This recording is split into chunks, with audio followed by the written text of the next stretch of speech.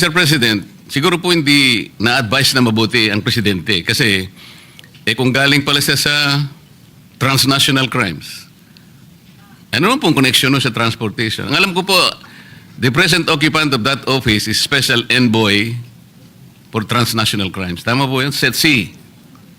Tama po. Kayo po yata yung naghatid sa dating Pangulo nung siya po ay nasa Villamor Air Base. Kayong sumama para sa dalhin sa The Hague. Tama po? Tama po, Your Honor. O yun lamang po siguro yung transport-related activity na pwede nating isangkot sa inyo. Other than that, wala. At ang mahirap pa po, Mr. President,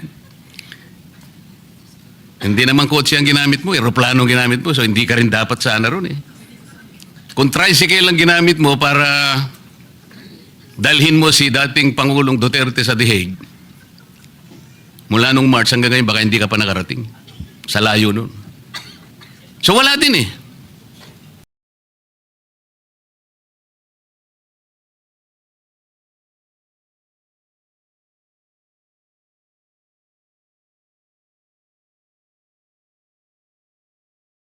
I am not a Filipino for nothing. I did what I had to do. And whether you believe it or not, I did it for my country.